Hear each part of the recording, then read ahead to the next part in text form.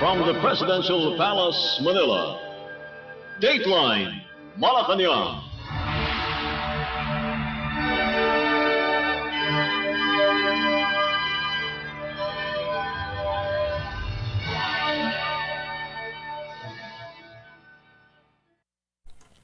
Good day, this is Dateline Malacañang and here are the news. Philippine President Ferdinand R. Marcos Jr. suspended classes in public schools at all levels and work in the government in Metro Manila and in the province of Bulacan on August 25 to give way for the opening ceremonies of the FIBA Basketball World Cup 2023 at the Philippine Arena in Bocaue, Bulacan. The Memorandum Circular Number 27 signed by Executive Secretary Lucas Bersamin on August 15 stated that the suspension of government work and classes in public schools on August 25 is also part of the government's commitment towards wider involvement and participation in sports promotion and development. The President also emphasized the suspension of government work and classes in public schools is the government's effort to provide full support and assistance to the Philippine Sports Commission or PSC in ensuring the safe, orderly, and successful opening ceremonies of the FIBA Basketball World Cup 2023. The President, however, clarified that government agencies involved in the delivery of basic and health services, preparedness, response to disasters and calamities, and or the performance of other vital services shall continue with their preparations or their operations rather, and render the necessary services. The President said that the suspension of work for private companies and classes in private schools is left to the discretion of their respective heads. Dateline Malacañang. Stories. Philippine President Ferdinand R. Marcos Jr. warned on Wednesday to run after rice hoarders and price manipulators who take advantage of the lean months before the harvest season amid the reported increase of prices of rice in the market. The Presidential Communications Office or PCO said President Marcos has emphasized that there is enough rice supply as the administration is now working closely with the private sector to rationalize the prices and availability of affordable rice in the market and in Kadiwa stores. The Department of Agriculture or DA has reported that retailers are selling rice at different price points with some selling rice at 38 to 40 pesos per kilo as the cheapest while some are selling their cheapest variety at 50 pesos per kilo. As a result, the PCO said the chief executive has ordered the DA and the Department of Trade and Industry or DTI to closely monitor the prices of rice in different markets in the country. Dateline Malacañang. Meanwhile, Africa positioning itself as an emerging major economy has brought global excitement, and the Philippines could seize the opportunity by forging stronger partnership with Ethiopia, one of the region's major economies, according to Philippine President Ferdinand R. Marcos Jr. President Marcos said in welcoming Ethiopian Ambassador Desi Dalki Dukamo in Malacañang that he thinks the whole world is very excited about how most of Africa is positioned in terms of coming and emerging as a major economy as they already are. The Philippines and Ethiopia, he stated, can explore many things in terms of trade, transfer of technology, and other exchanges. The President also noted that the Philippines has identified agriculture as a priority sector because of the necessity to support the needs of the Filipino people and also sustaining the rest of the economy, including the service and the manufacturing sectors, the base of the country's development. For his part, Ducamo stated that Ethiopia considers the Philippines' development trajectory something to look at.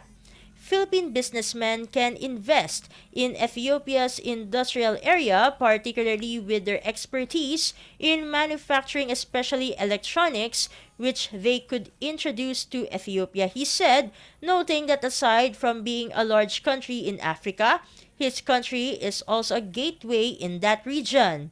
Ducam also raised the need to establish air linkages between Ethiopia and the Philippines to strengthen bilateral cooperation in various fields, which could also be expanded regionally in Africa.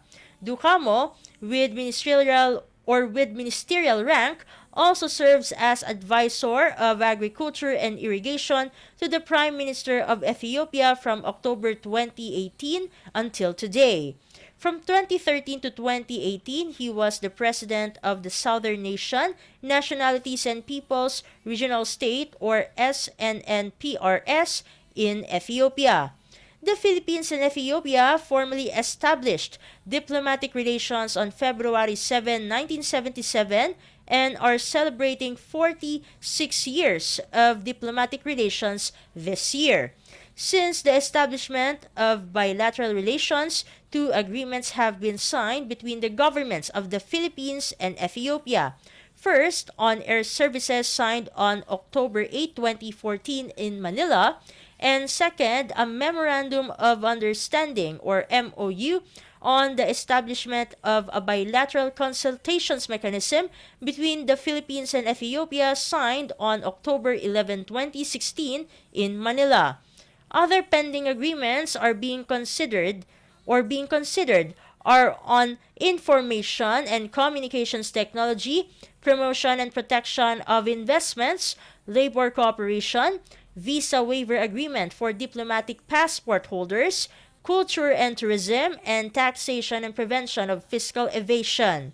Based on the 2022 record on Philippines-Ethiopia trade, the two-way exports between the two countries were at 3.13 million US dollars, while imports amounted to 0.26 million US dollars, with a total trade reaching 3.38 million US dollars. Dateline Malacañang.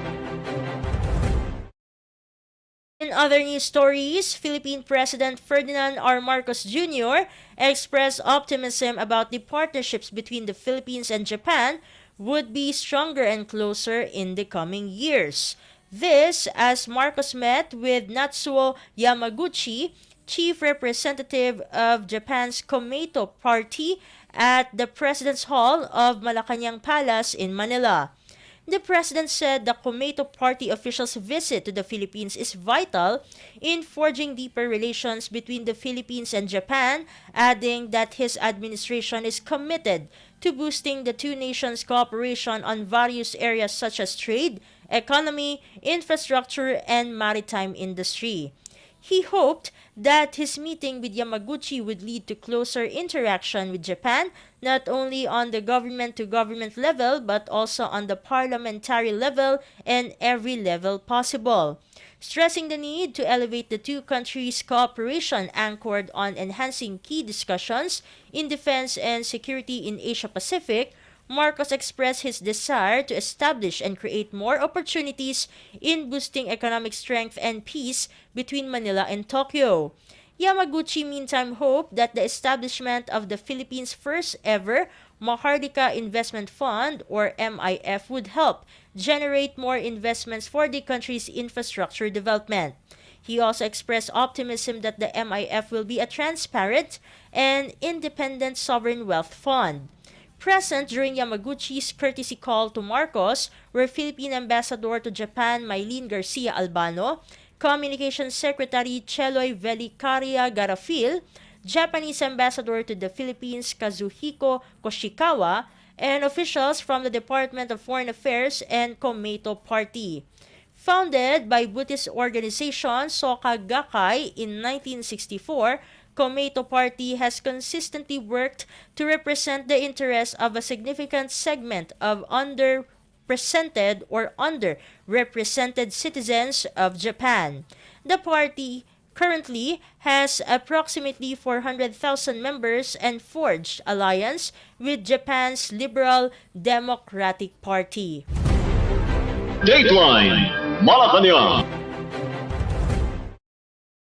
Philippine President Ferdinand R. Marcos Jr.'s Executive Order 35 constituting the Interagency Council for the Pasig River Urban Development or IACPRUD will not only rehabilitate the Pasig River but will also maximize its potential when it comes to the economy, according to Department of Human Settlements and Urban Development or DHSUD Secretary Jose Rizalino Acuzar.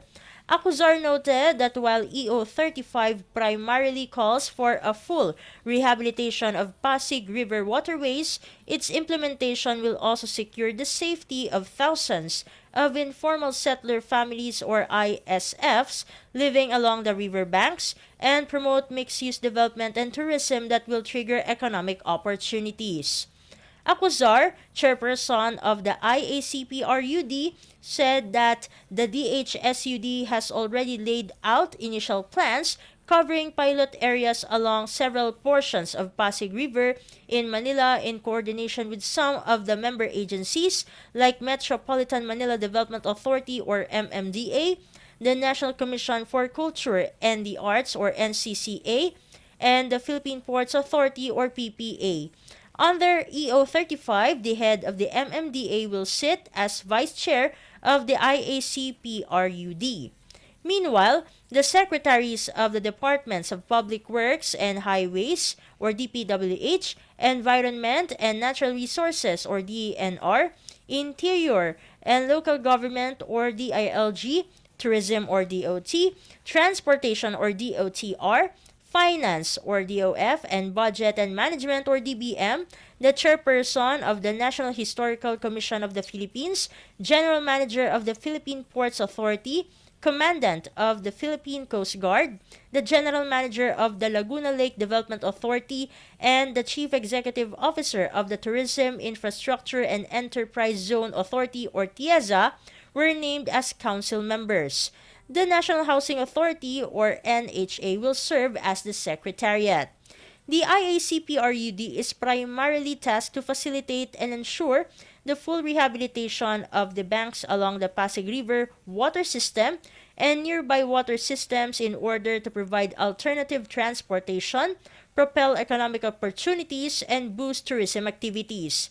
The Council is also directed to formulate a Pasig River Urban Development Plan which shall serve as the blueprint for the full rehabilitation of the river with the end view of realizing its full potential for mixed-use development, transportation, recreation, tourism, and sustainable human settlement, taking into consideration its historic and cultural value. It is also ordered to study, prepare, and implement a comprehensive shelter plan for massive relocation of ISFs and other unauthorized or unlawful occupants along the Pasig River banks, including identification of suitable relocation sites, strategies for economic and social integration for ISFs, and long-term solutions to address ongoing migration into the Pasig River banks. Dateline Malacañang.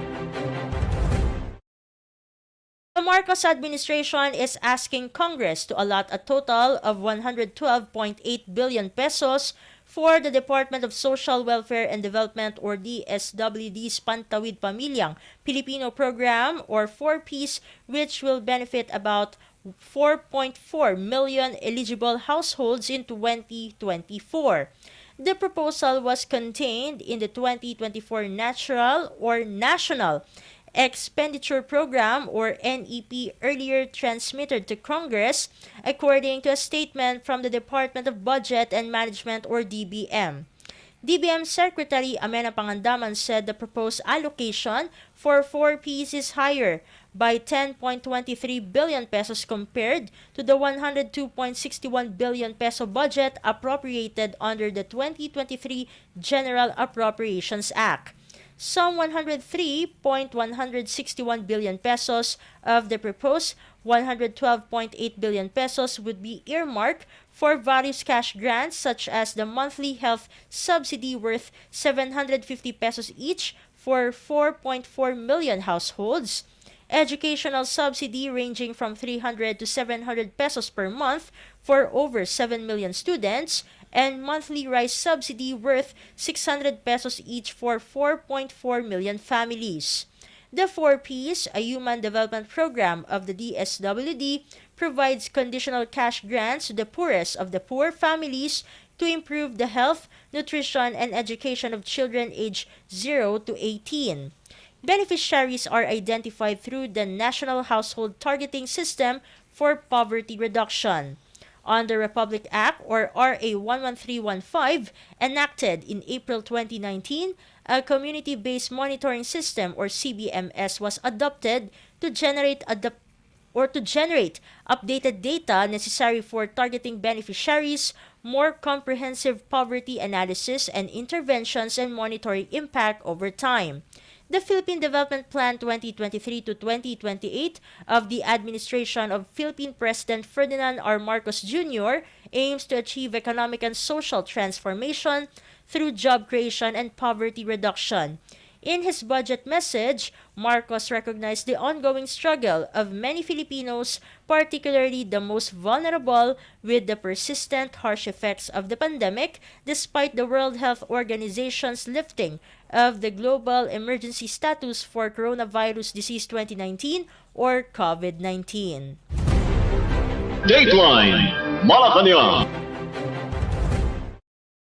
Meanwhile, Malacañang justified the hefty increase in the expenses incurred by the Office of the President for Local and Foreign Travels in 2022. In a statement, Communications Secretary Cheloy Garafil explained that the OP's travel expenses increased to 403,087,594 pesos in 2022 from 36,791,902 pesos in 2021 because the government aims to revitalize the Philippine economy through domestic and foreign engagements. Garafil stressed that when Philippine President Ferdinand R. Marcos Jr. assumed office in June 2022, he intends to save or to have direct communications with local and international communities. Garafil added direct engagements with local governments, local communities, and sectoral groups are an integral part of the President's decision-making process. She also noted that the OP, receiving huge volume of invitations for international events, conferences, high-level meetings, and state visits, has accepted some of the requests, knowing that the country and the public in general will benefit immensely from the President's participation in these engagements.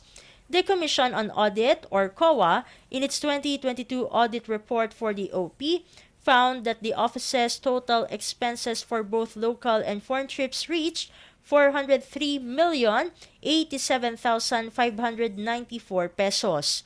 The OP's foreign travel expenses amounted to 392,307,409 pesos in 2022, higher than the 25,255,163 pesos incurred in 2021. However, local travel expenses decreased to 10,780,185 pesos in 2022 from 11,536,738 pesos in 2021. According to the COA report, traveling expenses local account is used to recognize the cost incurred in the movement or transport of government officers and employees outside the country. Traveling expenses foreign account, on the other hand, covers transportation travel per diem, passport and visa processing, and all other travel-related expenses. The state audit body said the significant increase of 367,052,445 pesos is due to the official travels relative to the foreign summits and state visits attended by the president during the year in Singapore, Indonesia, the United States of America, Cambodia, Thailand, and Belgium. Dateline Malacañang. The Philippine government is pushing for a code of conduct or COC in the South China Sea that is anchored on the United Nations Convention on the Law of the Sea or UNCLOS, according to the Department of Foreign Affairs or DFA.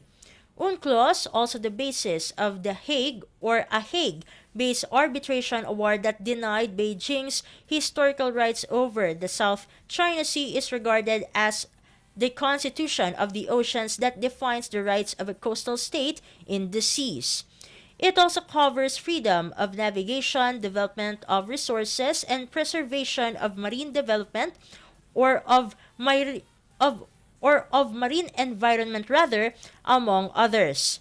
A code of conduct which finds its moorings on UNCLOS is part of the diplomatic solution for the management and resolution of disputes in the South China Sea, said Philippine Foreign Affairs Secretary Enrique Manalo during the highly anticipated dialogue on maritime governance in the South China Sea co-organized by the Konrad Adenauer Stiftung Philippines or KASPH and the Foreign Service Institute Philippines or FSI in Makati. Manalo stated Manila's approach has always been peace, as he underscores the UNCLOS significance as the arbiter of good governance and order in the disputed waters. He pointed out that this approach will also be crucial in maintaining an open, inclusive, and free Indo-Pacific region and the momentum of global economic growth. China and ASEAN first started the COC discussions in 1999 but were only able to produce the non-binding Declaration on the Conduct or DOC of parties in the South China Sea in 2002. Senior officials from China and member states of the ASEAN will be meeting for the next round of COC talks in Manila from August 22 to 24. During the Makati dialogue, KASPH Country Director Daniela Braun said the South China Sea has become a potential flashpoint prompting the need to discuss dispute management.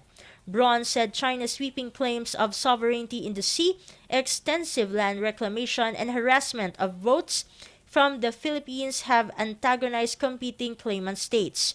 In addition, she said tensions between China and the U.S. are also increasing while the latter protects its security and economic interest in the region. Dateline Malacañang. More than half of close to 100 construction projects inspected in Metro Manila are not compliant with occupational safety and health or OSH standards, according to a report from the Department of Labor and Employment or DOLE. Based on the report of the Bureau of Working Conditions or BWC, the DOLE said 52 of 95 construction projects it has inspected since August 1 to 15 were found to have violations. Among the top violations recorded are non-submission or no copy of the Construction Safety and Health Program in the workplace and the absence of or inadequate designated OSH personnel such as safety officers and first aiders. Other top violations are non-conduct of mandatory OSH training for all workers, including toolbox meetings, absence of a safety and health committee, and non-issuance of personal protective equipment or PPE to workers, and inadequate or improper use of PPE. The 20 construction sites that are found to have violations of PPE are advised to implement immediate correction. Furthermore, an authority to inspect will be issued immediately for a complete inspection of the said sites, while the remaining sites will be continuously monitored by the team.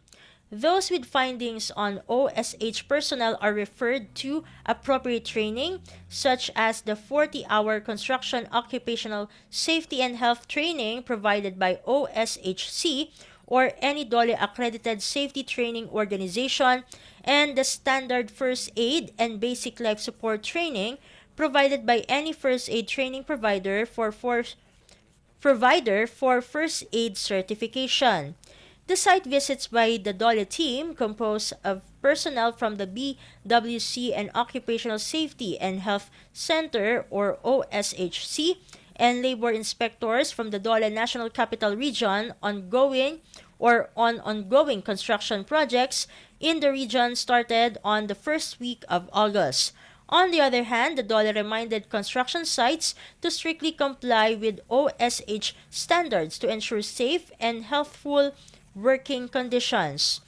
It noted that major accidents resulting in disability or death or major illnesses are likely to occur among high-risk establishments if no preventive or control measures are in place, the guidelines further state.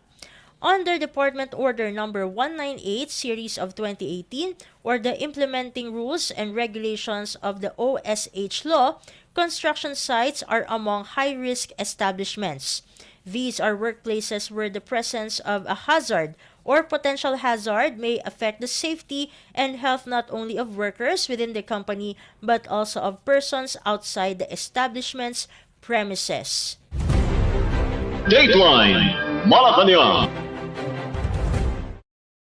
And finally, the Bureau of Immigration or BI lauded the arrest of an alleged illegal recruiter who previously went viral for her immigration complaints following her failed attempt to traffic 5 female victims.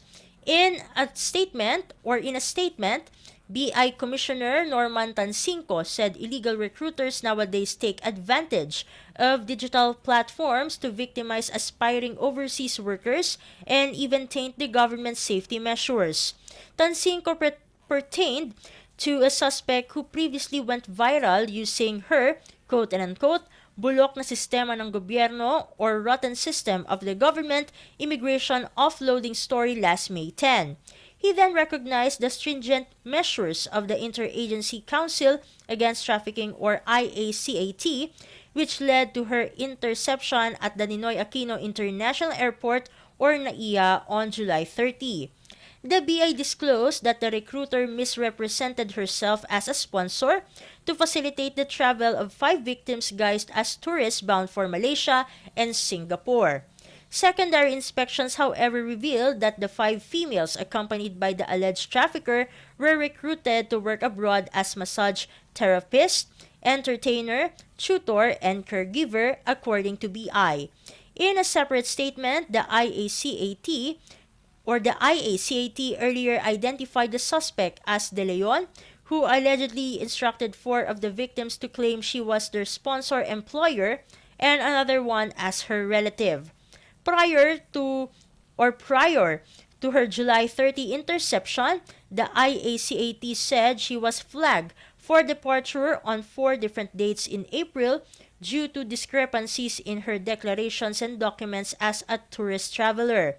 The arrested recruiter is facing charges of violation of Qualified Trafficking in Persons under Section 6C of the Republic Act 9208 as amended, illegal recruitment committed by a syndicate and in large scale under Republic Act No. 8042 as amended, and estafa under Article 315 Part 2A or Paragraph 2A of the Revised Penal Code, according to BI.